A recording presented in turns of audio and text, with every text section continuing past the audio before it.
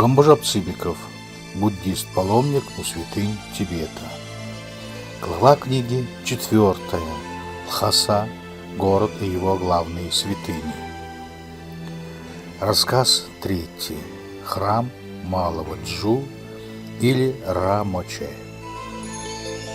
Большую статую считают привезенной китайской царевной и помещенной в храме, предназначенном для статуи Бхагавана Будды, привезенной из Непала. Эта последняя находится в особом храме на северном краю города и именуется, как сказано выше, Джурамоче. Здание обращено фасадом на восток и отличается значительно меньшими размерами, чем храм Большого Джу. Войдя в ворота, вступают в пустой двор, где только на правой руке видны кухня и колодец. А прямо небольшие ворота, а направо от коих, а от входящего налево, под навесом за деревянной перегородкой видны статуи 4 махараджей. Тут, под потолком, нечто похожее на шкуру громадной змеи. Вследствие большого слоя пыли, осевшей на нее, и вообще значительной ветхости, нельзя разобрать хорошо, что это такое.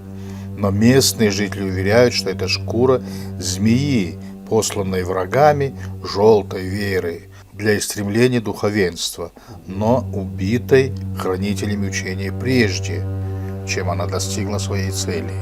Она ползла к Лхасе с северо-запада через гору, которая видна из монастыря Сейра.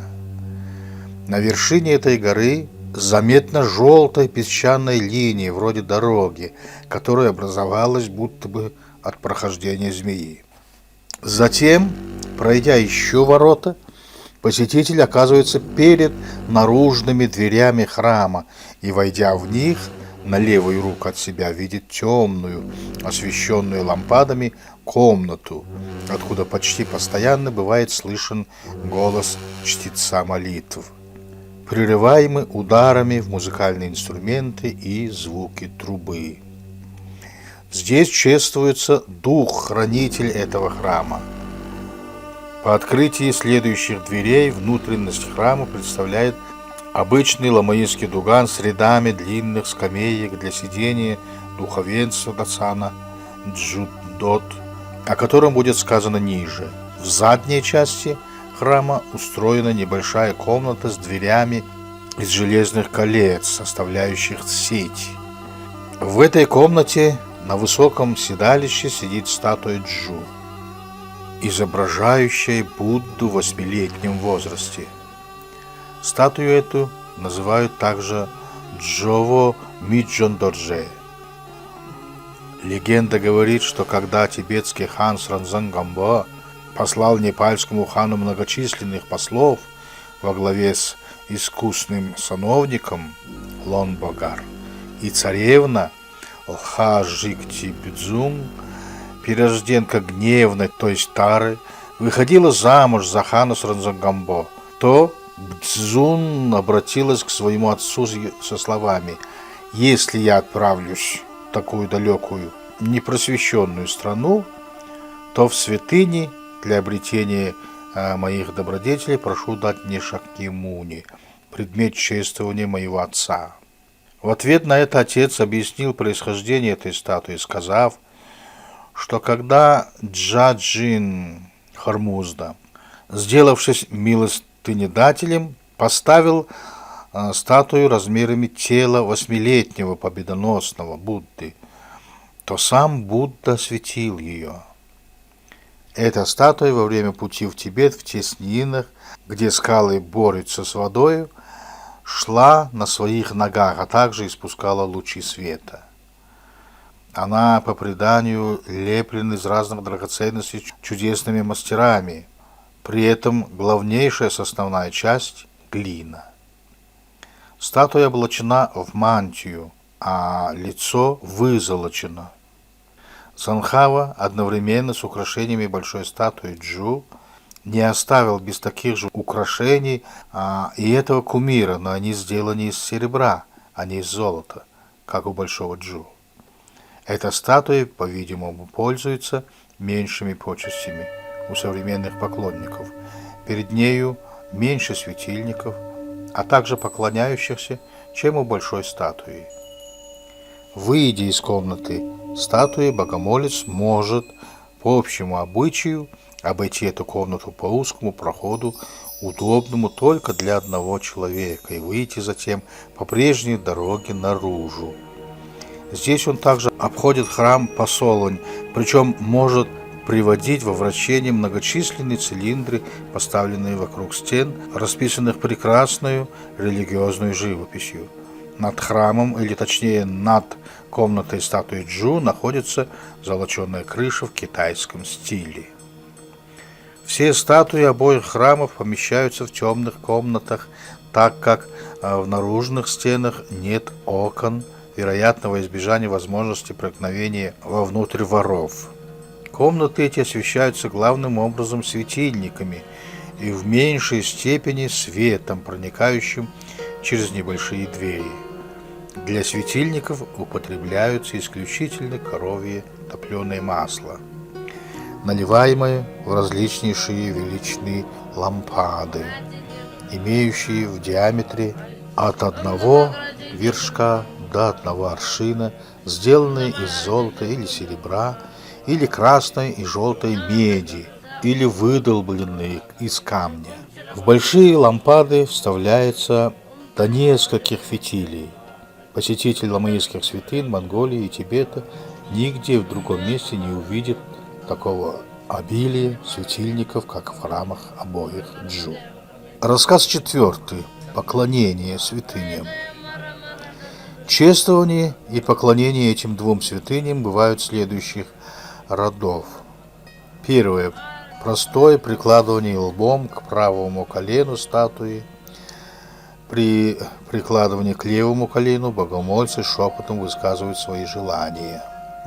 Прикладывание к левому колену малого Джу сопряжено с представлением особой лестницы за плату в размере половины тибетской монеты.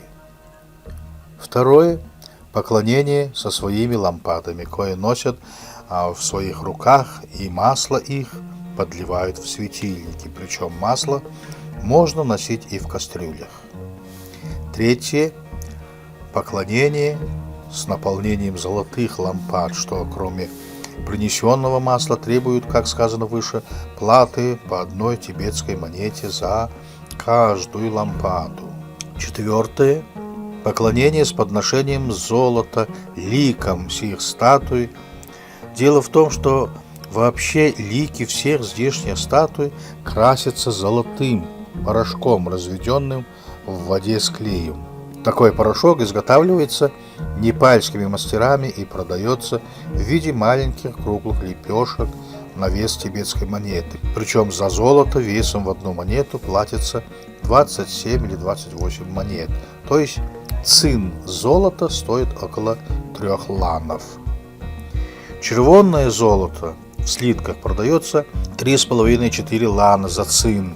Следовательно, порошок в лепешках содержит значительную долю клея, а может быть еще какой-нибудь смеси, что удешевляют его цену. Богомолец помимо своего золота должен уплатить казенному богомазу 3,33 монеты, да прислужнику при статуе 2 монеты. Пятое. Поклонение с поднесением джачот, то есть 100 жертв, состоящих из 100 лампад малых размеров и 100 небольших балинов, фигур из теста, дзампы. При этом лампады и балины приготавливаются на дому и, будучи принесены в храм, ставятся на полу перед дверями той комнаты, где стоит божество, которому они предназначены. За место, занимаемое этими жертвами, а также ламами, приглашенными для чтения установленной молитвы, взыскивается по 1 тибетской монете с каждой сотни лампад.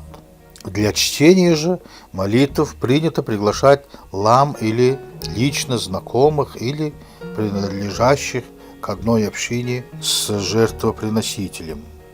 Шестое.